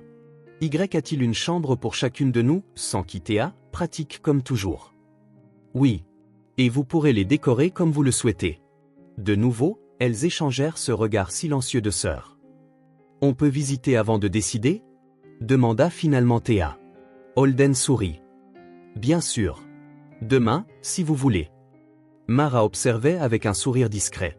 Quand les filles retournèrent à leur peinture, débattant maintenant avec animation de la façon de décorer leur nouvelle chambre, elle s'approcha de Holden. « C'est une grande décision, dit-elle doucement. « C'est la bonne, répondit-il. Elles ne vivront pas leur vie à éviter les marches. Le monde devrait s'adapter à elles. » Mara hocha la tête, l'approbation brillant dans ses yeux. « Sabine est au courant ? Pas encore. Je veux que ce soit une surprise. Elle sort officiellement demain. Je me suis dit qu'on irait la chercher, puis directement à la nouvelle maison. » Le lendemain, l'excitation était palpable. Les filles pouvaient à peine finir leur petit déjeuner, impatientes d'aller chercher leur mère et de voir la nouvelle maison. Holden avait passé une nuit blanche à s'assurer que tout était prêt, meubles livrés, provisions de base stockées, lit fait, salle de bain prête. À l'hôpital, Sabine attendait dans le hall avec une petite valise. Elle avait l'air plus forte, des couleurs revenues sur ses joues. Quand elle vit les filles arriver avec Holden, son visage s'illumina. « Mes petites !» s'exclama-t-elle en ouvrant les bras. Elles se précipitèrent en avant dans leur fauteuil, rivalisant pour être les premières dans son étreinte, parlant tout en même temps de dessins, de campements, de nouveaux noms de famille. « Doucement, une à la fois », rit Sabine, essayant de suivre le torrent d'informations. Holden regardait avec un sourire. Quelque chose semblait profondément juste dans ce moment, comme si les pièces d'un puzzle s'emboîtaient enfin. « Prête à partir ?» demanda-t-il quand la vague initiale d'excitation se calma. « Oui », répondirent les filles à l'unisson. « Où allons-nous » demanda Sabine. « Retourner au manoir ? Pas exactement, dit Holden avec un sourire mystérieux. Nous avons une surprise. » Dans la voiture, les filles débordaient d'excitation mais gardaient le plan secret, honorant la demande de Holden. Sabine lui jetait des regards curieux mais restait silencieuse, jouant le jeu. Quand ils arrivèrent enfin à la nouvelle maison, Holden se gara et coupa le moteur. « Nous y sommes, annonça-t-il. Sabine regarda par la fenêtre, confuse. « Où sommes-nous ? » À la maison, dit Junie, incapable de se contenir. Avec l'aide de Holden, ils sortirent tous. Les filles conduisirent Sabine sur le chemin sans marche jusqu'à la porte d'entrée. « Je ne comprends pas, dit Sabine en regardant Holden. « À qui est cette maison ? » « La nôtre, répondit-il simplement en lui tendant une clé. Ses yeux s'écarquillèrent. « Quoi ? Ouvre-la, maman, insista Romy, rebondissant presque dans son fauteuil. Les mains de Sabine tremblaient alors qu'elle insérait la clé dans la serrure et poussait la porte. La lumière inonda l'intérieur. Un vase de fleurs fraîches sur la table de la salle à manger. Une bannière accrochée au mur, « Bienvenue à la maison », peinte avec les empreintes de mains des filles. « Viens voir ma chambre, maman », appela Junie en filant dans le large couloir. « Non, la mienne d'abord », objecta Romy. « Puis la cuisine », ajouta Théa. « Elle a 2 hauteurs de comptoir. » Les filles disparurent dans le couloir, leurs voix excitées résonnant. Sabine resta dans le hall d'entrée, regardant autour d'elle avec admiration. « Tu as fait tout ça ?» demanda-t-elle doucement. Holden s'avança à côté d'elle. « Pour toi, dit-il. »« Pour nous. » Sabine toucha le mur comme pour confirmer que c'était réel. « Est-ce permanent ? Pas seulement temporaire ? Aussi permanent que tu le souhaites, répondit Holden. La maison est au nom des filles. Il y a un trust pour l'entretien, les impôts, tout ce dont elles ont besoin. » Elle se tourna vers lui, des larmes brillant dans ses yeux. « Pourquoi ? Parce que c'est la bonne chose à faire, répondit-il simplement. Parce qu'elles méritent un endroit qui ne les limite pas. Parce que tu mérites la paix après tant d'années de lutte seule. » Un cri ravi de Romy les interrompit. « Maman, papa, venez voir le jardin. » Holden offrit son bras à Sabine, qui s'appuyait encore sur une canne pendant sa convalescence. « Allons-y. Je crois qu'elles veulent nous faire visiter. » Le jardin était encore plus impressionnant en personne. Les filles avaient déjà découvert le kiosque et l'avaient déclaré leur quartier général. Romy désigna un espace ouvert, décrivant l'aire de jeu qu'elle y imaginait. Junie trouva un endroit parfait pour ses fleurs. Théa inspectait systématiquement le système d'irrigation automatique, fascinée. « Elles ont l'air si à l'aise, dit Sabine en regardant ses filles. « Elles sont chez elles, corrigea Holden. » Ils se tenaient côte à côte, regardant les filles explorer. Ils n'étaient plus des ex-conjoints séparés avec des ressentiments persistants. Ils étaient 2 personnes liées par 3 petits miracles qui, contre toute attente, avaient retrouvé le chemin vers eux deux. « Holden », dit Sabine après un moment. « Que veux-tu de tout ça? Il considéra la question, regardant les filles, la maison, le ciel bleu au-dessus. Honnêtement, je ne sais pas. Je n'ai jamais rien planifié de tout ça. Mais je sais que je ne veux pas manquer à un autre jour de leur vie. Et je veux faire partie de leur avenir, de quelque manière que ce soit. Et nous? Demanda-t-elle, calme, sans presser ni attendre. Un pas à la fois, répondit-il. Nous avons déjà tant à découvrir et à construire. Quoi qu'il advienne au-delà, nous verrons. Sabine hocha la tête, satisfaite de sa réponse. Dans le kiosque, les filles trouvèrent une autre surprise, une petite table avec un gâteau et des boissons. Notre nouvelle maison, lisait-on sur le glaçage en lettres colorées. Vous venez ou pas? Appela Romy avec impatience. Holden et Sabine échangèrent des sourires et se dirigèrent vers le kiosque où leur fille attendait pour célébrer, non seulement une nouvelle maison, mais une famille qui, après de nombreux détours, trouvait enfin son chemin. L'imposant manoir où Holden avait vécu pendant des années semblait maintenant distant, non seulement en kilomètres mais en signification. Ici, dans un lieu conçu pour inclure plutôt que pour impressionner, où les sourires sincères remplaçaient les accords calculés, il comprit enfin ce qui comptait vraiment. Ce n'étaient pas les choix passés qui le définissaient, mais les choix qu'il faisait maintenant. Et il choisit d'être présent. Il choisit d'adapter son monde au leur, et non l'inverse. Il choisit de construire quelque chose de nouveau, quelque chose de durable. Il choisit d'être un père. Dans les mois qui suivirent, la nouvelle maison devint véritablement un foyer. Ce qui n'avait été qu'une structure accessible se transforma en un lieu vibrant où chaque pièce racontait une histoire. La chambre de Théa devint un mini-observatoire, avec des étoiles phosphorescentes au plafond formant de vraies constellations. Ces étagères étaient soigneusement organisées par sujet, chaque livre marqué d'onglets colorés. Romy choisit un thème d'aventure. De vieilles cartes couvraient un mur entier, et un hamac dans un coin lui servait de poste d'observation. Ses jouets, dinosaures, voitures, figurines d'action, formaient de petits camps autour de la pièce. L'espace de Junie était pure magie, fait peinte à la main, rideaux arc-en-ciel, petites plantes en pot près de la fenêtre. Un mobile de papillons dansait dans la brise, projetant des ombres délicates sur le mur. Sabine reprit ses études, suivant un cours de graphisme en ligne pendant que les filles fréquentaient une école spécialisée 3 jours par semaine. Pendant son temps libre, elle entretenait un petit potager dans le jardin. Ses mains, autrefois toujours fatiguées, créaient maintenant et faisaient fleurir les choses. La maison pulsait de vie. Des rires résonnaient dans les larges couloirs, la musique emplissait la cuisine aux heures des repas, et l'odeur du pain fait maison flottait souvent dans l'air. Les fauteuils roulants glissaient sans effort, transportant non pas des handicaps, mais des personnalités vibrantes désireuses d'explorer leur monde. Un dimanche matin, 4 mois après avoir déménagé, Holden arriva plus tôt que d'habitude. Il avait un cadeau spécial, un télescope qu'il avait promis à Théa. Il ne manquait jamais une visite de week-end, même si les voyages d'affaires exigeaient une organisation élaborée. Il sonna à la porte et attendit, entendant la bousculade familière à l'intérieur. C'était toujours une course entre les filles pour savoir qui atteindrait la porte la première. Cette fois, Junie gagna, rayonnante en ouvrant la porte. « Papa !» cria-t-elle, les bras tendus. Holden s'agenouilla pour la serrer dans ses bras, sentant l'odeur de shampoing à la fraise dans ses cheveux. « Bonjour princesse.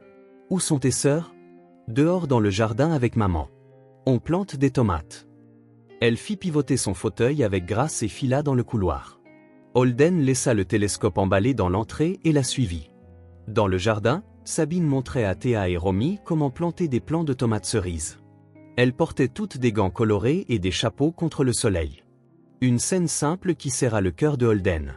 Ces moments quotidiens qu'il avait failli manquer pour toujours. « Regardez qui est là tôt !» annonça Junie. Romy laissa immédiatement tomber sa truelle et accourut, la terre volant alors qu'elle se déplaçait. « Papa, as-tu apporté le télescope? Comment le savais-tu » demanda Holden, surpris.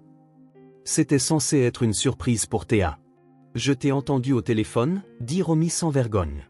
« Je ne raconte pas de secrets, je les découvre. » Théa s'approcha plus lentement, essayant de cacher son excitation, mais ses yeux derrière ses lunettes trahissaient son impatience. « Il est à l'intérieur, » confirma Holden. « Nous l'installerons après le déjeuner. Mais je vois que vous êtes occupé maintenant. » Sabine se leva, enlevant ses gants. Son visage était légèrement empourpré par le soleil, une trace de terre sur sa joue. Elle avait l'air plus jeune, plus à l'aise. « Bien vu, dit-elle avec un sourire. » Tu arrives juste à temps pour te salir les mains. C'est exactement ce que je suis venu faire, répondit-il en attrapant une paire de gants supplémentaires. Ils passèrent la matinée dans le jardin. Holden aida à finir de planter, suivant les instructions de Sabine. Les filles discutaient avec enthousiasme de leur semaine. Théa avait gagné un concours scientifique avec un projet sur le système solaire. Romy avait organisé une chasse au trésor pour toute sa classe. Junie avait appris à jouer Joyeux anniversaire à la flûte. De petites victoires qui, pour Holden, surpassaient toutes les affaires qu'il avait jamais conclues. Après le déjeuner, pendant que les filles se reposaient en regardant un film, Holden et Sabine s'assirent sur le porche, sirotant un café. Le silence entre eux n'était plus inconfortable. Il était amical, presque complice. « Comment va le travail ?» demanda Sabine. « Différent, » dit Holden. « J'ai beaucoup délégué. Je ne suis plus le PDG qui fait des journées de 18 heures. C'est bien ou mal ?» Il sourit en jetant un coup d'œil au jardin fleuri. « Étonnamment bien. J'ai découvert que le monde ne s'arrête pas quand je ralentis. L'entreprise continue de tourner. Et maintenant, j'ai du temps pour ce qui compte vraiment. » Sabine hocha la tête. Les filles comptent les jours jusqu'au week-end.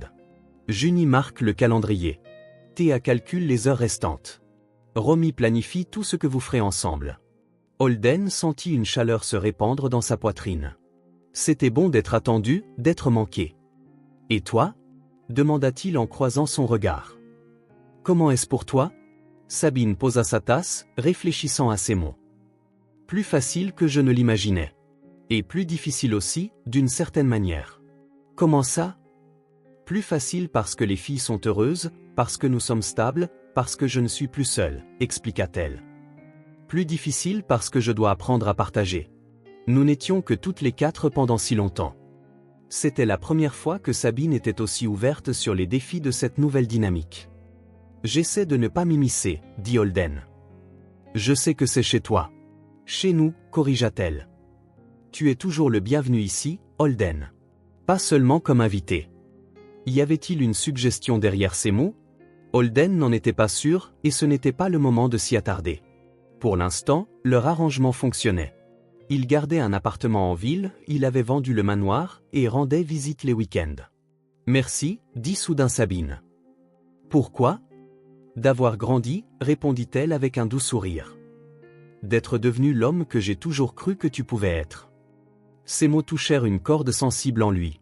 Ce n'était pas seulement de la gratitude, c'était la reconnaissance du chemin parcouru depuis cet homme d'affaires obsédé, incapable de voir au-delà de sa propre ambition. « Elles sont tout pour moi maintenant, » dit-il simplement. « Je ferai toujours de mon mieux. » Un cri excité de Romy mit fin à leur moment privé. « Le film est fini. Installons le télescope. » L'après-midi fila.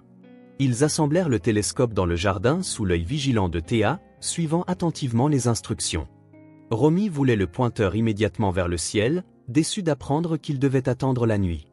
Junie était captivée par le métal brillant du télescope, déclarant qu'il ressemblait à une étoile filante venue vivre avec eux. Au coucher du soleil, Mara était arrivée pour le dîner.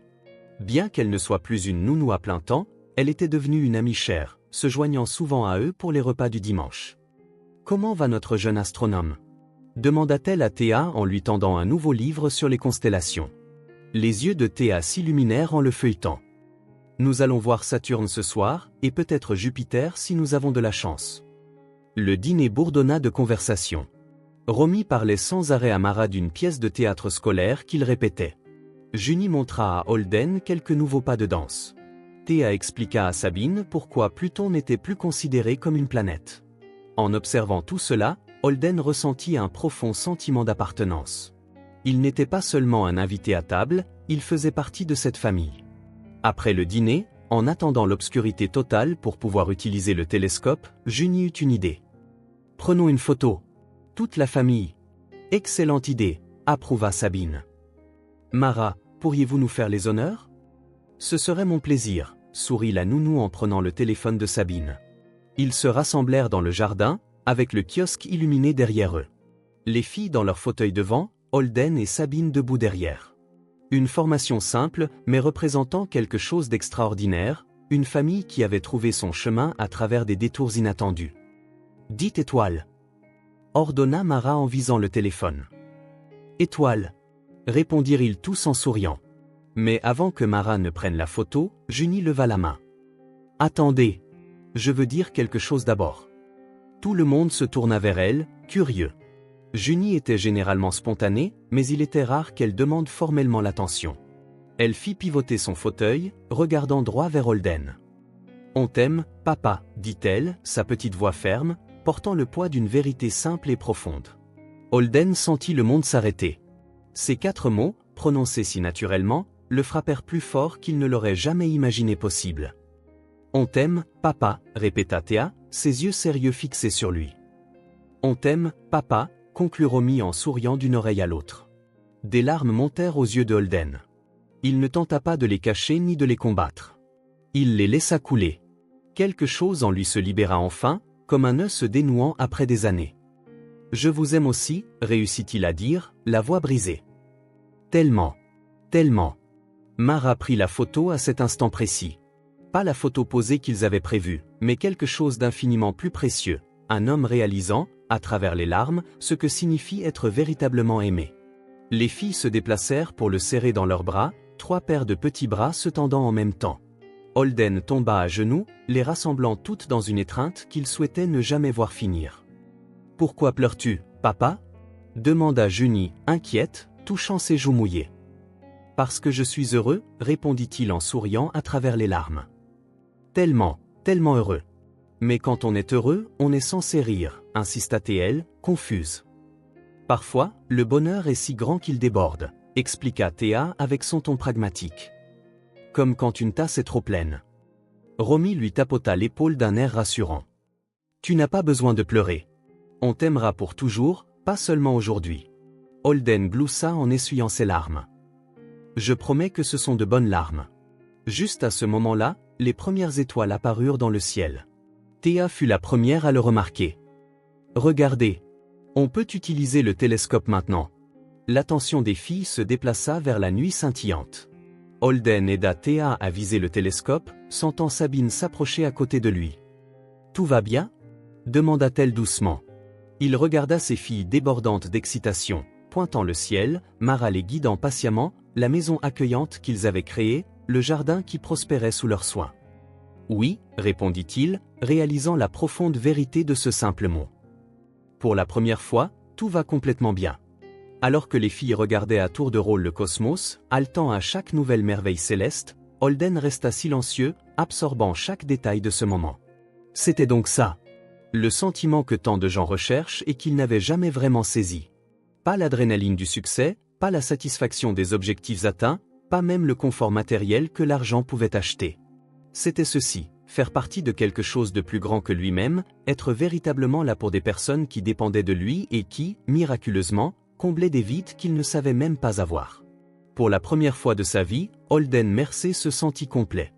Non pas parce qu'il avait tout, mais parce qu'il comprenait enfin ce qui valait vraiment la peine d'être possédé, l'amour de 3 petites guerrières qui, sans le savoir, avaient transformé un homme ambitieux en un père. Un père imparfait, apprenant encore, faisant encore des erreurs, mais un père qui aimait et était aimé. Et cela, réalisa-t-il en regardant ses filles contempler les étoiles, était tout ce qui comptait vraiment. Si cette histoire vous a touché au cœur, abonnez-vous à la chaîne et activez les notifications pour ne pas manquer les prochaines. Laissez un pouce bleu, car cela aide cette histoire à être recommandée à plus de personnes. À la prochaine.